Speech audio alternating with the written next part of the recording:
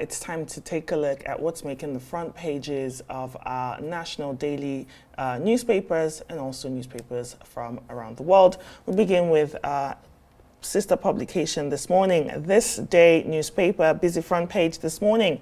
Its leading headline, it says, Rewane, prominent Nigerian economist and chief executive officer of Financial Derivatives Company Limited, says Petrol price hike will transfer 5 trillion naira from Nigerians to the government, worsen energy poverty.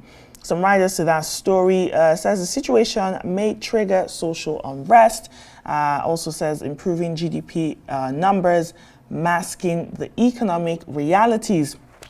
Meanwhile, it says price of Dangote's refined petrol to be set by international crude oil price. The photo just beside that with the caption, license to construct floating LNG plant. That's the Chief Executive Officer, N5tr, Engineer Farouk Ahmed, with the GMD CEO of UTM FLNG, and also the Minister of State Petroleum Gas, Mr. April, in Abuja. Amid economic challenges, federal government opens new opportunities with LTC to the UTM FLNG. Meanwhile, opposition PDP is dead, Kwakwanso declares. It says you're inconsequential, do not pose any threat, and the party fires back. Meanwhile, Atiku, former vice president and also presidential candidate of PDP in the last election, slams federal government over proposed hike in VAT. The headlines at the top mast there. NECA, that's the Nigeria Employers Consultative Association, and Nigeria Association of Chambers of Commerce, Industry, Mines and Agriculture, say adverse effects of federal government's policies behind declining manufacturing contribution to GDP. Meanwhile, Alake hails $1 billion proposed iron ore to steel project in solid mineral sector, says it will enhance federal government's local value additional model. That's the front page of This Day. Yeah, referring to what Kwankwaso said, you remember what's his name? Dino Melai has also spoken about PDP, saying it remains for PDP to be buried. PDP seems to, their problems doesn't seem to end.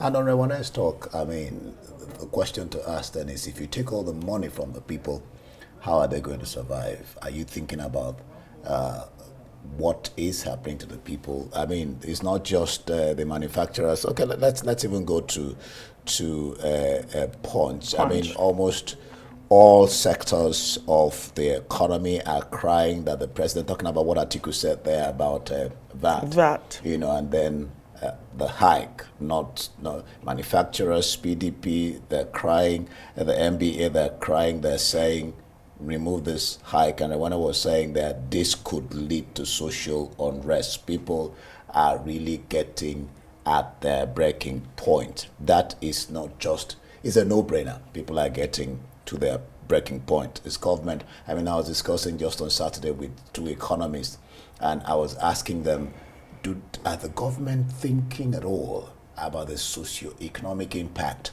of their flip-flop, as it were, policies, particularly seemingly directed against the citizens? But let's look at the Punch. The Punch newspaper, it says the bold headline there, marketers plan petrol import as NNPCL, Dangote talks drag. Petrol dealers to meet Dangote over pricing, uncertainty over NNPC September 15th, that's just 6 days from today, PMS lifting. 8-man laments as NNPC delays supply at depots. Pump price nears 1,250 in states. And then you look at that accident. I think we just heard the news a while ago where George Akume, the secretary to the government tradition, was talking about 2,776 dead and 16,000 plus injured in road accidents. Here we have 48 passengers, 50 cows killed in Niger tanker fire. I mean, this occurs most of the time, and you wonder what is really happening. Is it the roads, or is it the drivers? What is causing all this? Over 1,000 soldiers resigned from army in 4 years. What is happening? Europe-bound cocaine consignment intercepted in sanitary pads. And Atiku's aid LP NNPP differ on major plan. On the topmost strike, ASU government panel to meet on Wednesday. Groups used Lagos over 100 million Dangote land deal and 4 billion illegal arms, 10 charged with terrorism.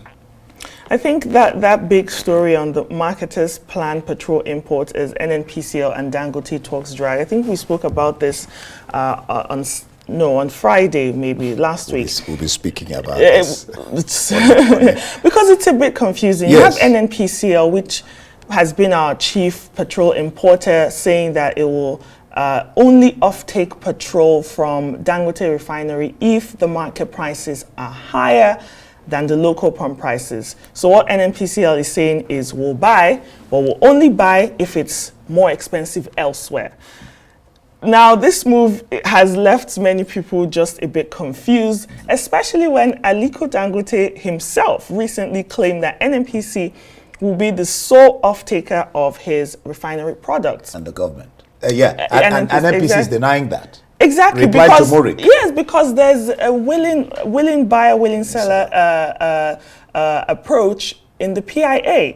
And so everybody's a bit confused. And I think this needs to be clarified so that people don't get confused, so that people understand what to expect when Dangote refinery starts producing at capacity. This confusion... It was even Ipman that said they wondered why NNPC is being made the off-taker, exclusive. Exactly. Right. And NNPC comes out to tell Murik, no, we're not off-takers. Any refiner, any marketer can go and buy. Purchase. It's a willing buyer, NNPC, willing seller approach. And now the marketers are saying they have to resort to importing the products. So we're back to square one. It's a messy I think another story there, it might get lost. It's just at the top left corner, just above the Punch nameplate. It says strike. ASU and the government, that's the academic staff of universities, and the federal government are to meet. What's the drama this time? This is typical fashion, right?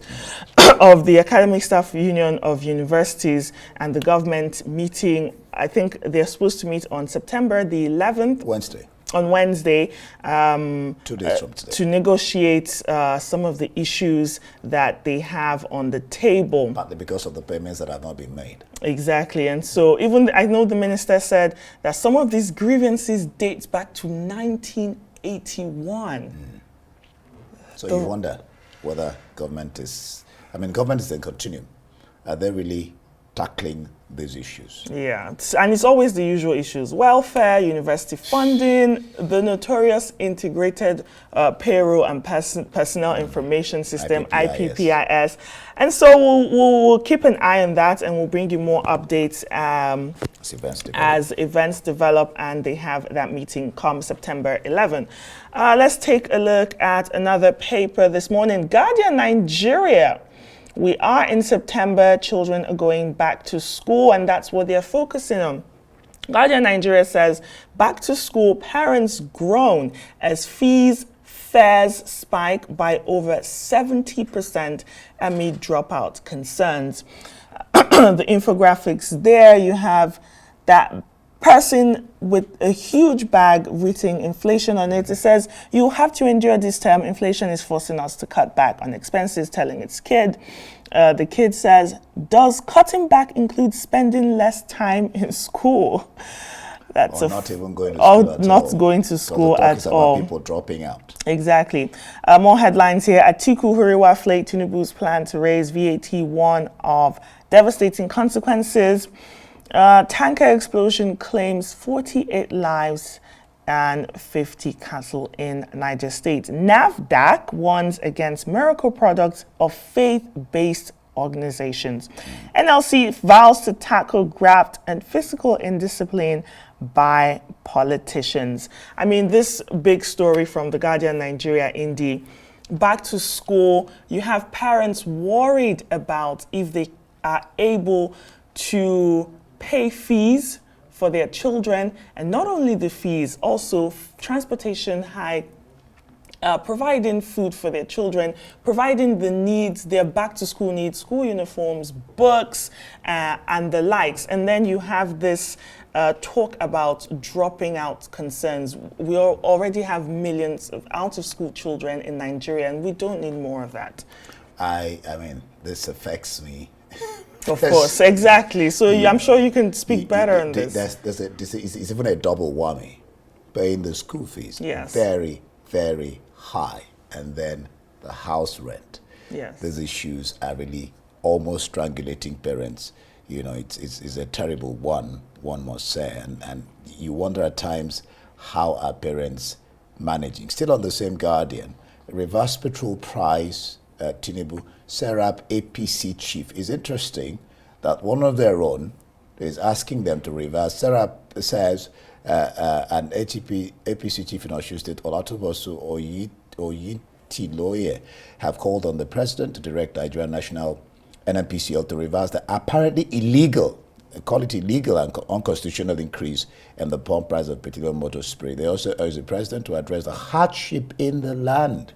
Serap is urging the president to direct the Attorney General, Minister of Justice, and anti-corruption agencies to probe allegations of corruption and mismanagement at NNPCL, including the spending of the reported $300 million bailout funds collected from the federal government in August 2024, which was just last 2 months, and the $6 billion debt it owes suppliers, despite allegedly failing to remit oil revenues to the Treasury. Remember, they said they were not remitting.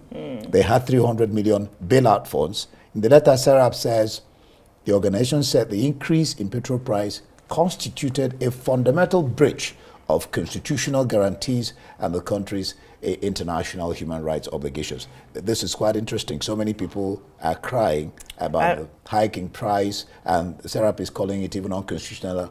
It should not go. And then an APC chief is saying this is just not tenable. I mean, it affects everyone. And when you talk of different industries crying, different people, it affects. It's a broad umbrella right now. The spectrum is... If you look at the New Telegraph, it's looking at another angle, another Health. very, very important angle. Do you want to take that paper? New Telegraph. I mean, I looked at it. Okay, the major headline says anxiety heighting, stifling forex, others. Anxiety heightings for BP diabetes. BP diabetes patients as drug prices rise by, listen to this, 1,000%.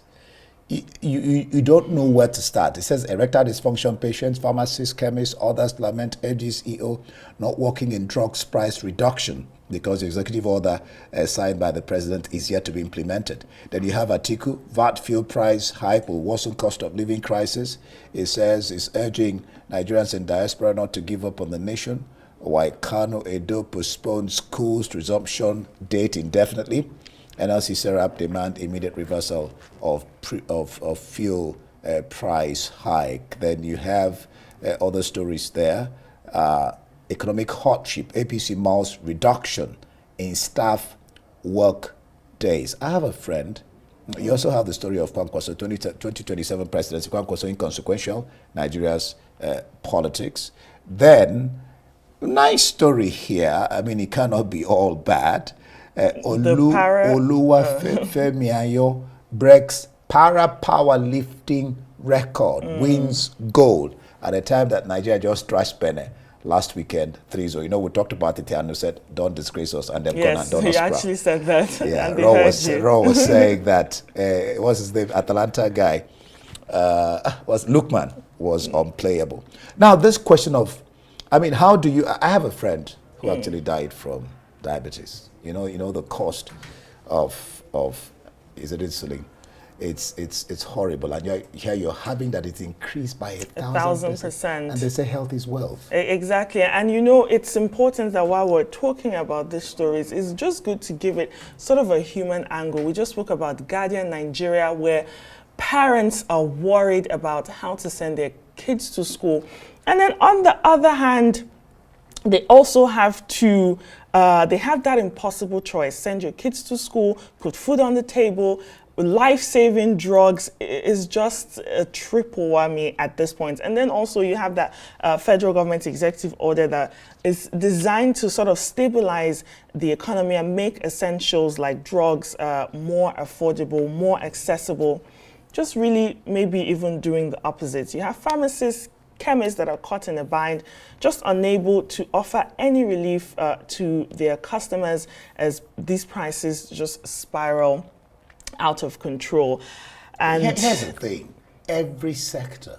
Exactly, every sector, there's not one sector. And I think maybe instead of having different policies every day and reversing different policies and just to quickly find some sort of short-term solution, maybe focus on one sector and put all your energy there, all your research, all your time, all your funding, because every sector sort of now affects every other sector. That's just how life is. So if one sector is really getting better, it's going to put some sort of mitigation to other sectors that are suffering. And then you see the point, if you increase and the policies keep on affecting the sectors, then it becomes anti-productive.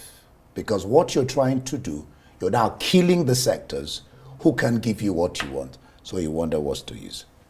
So the next paper, is it you or I?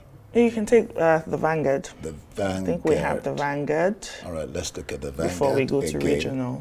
Again. The same issue. Petrol price hike. Nigerians at breaking point. NLC Article 1. It says NLC insists on reversal, urges citizens to revolt against hike. VAT fuel price hikes will worsen Nigeria's cost of living crisis that's already worsened.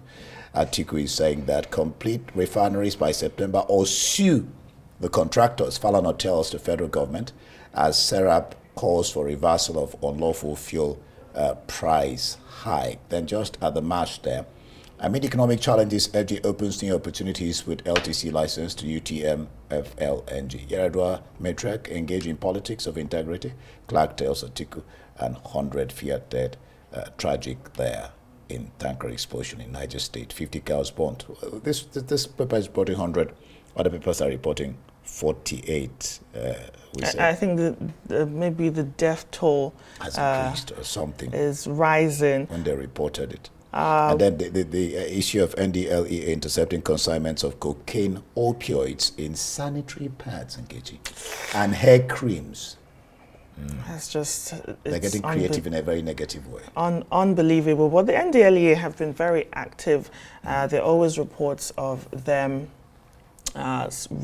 stopping what these people are doing. But let's move on to international. The regional papers, The Citizen, South Africa. You can't miss the leading headline there. It says, where is the 224 million rands? These are millions that were earmarked for the poor have gone missing. And 6 years later, the Gauteng Department of Social Development is still keeping mum about the scandal, despite 2 forensic investigations and fraud charges against a former director in charge of the Sustainable Livelihoods Program.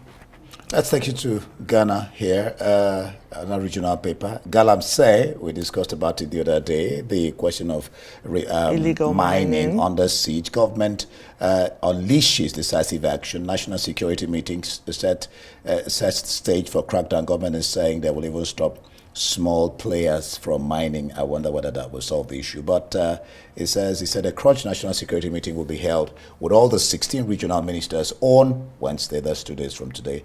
Then after that, the government of people of Ghana will get a briefing. Wednesday is a big day for Nigeria, a big day for Ghana as well. We hope to see positive results from those meetings.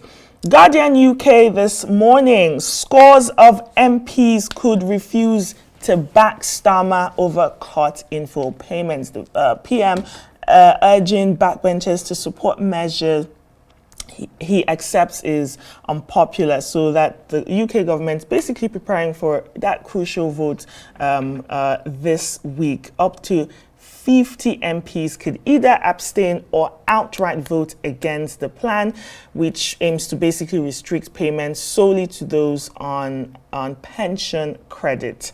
Keir Starmer facing a crucial vote this week. Now, there's also a story on The Guardian UK. Corruption red flag on £15 billion COVID contracts. When people were dying, COVID pandemic was basically putting businesses down. You had people benefiting from this. Yeah, I mean, it was horrible. I mean, there's a story about that also in America and almost everywhere. Still on the story we're talking about, The Guardian. The Times also has that story, saying 50 MPs are thought to be struggling to support the policy. 30 of them are expected to refuse to back the Prime Minister.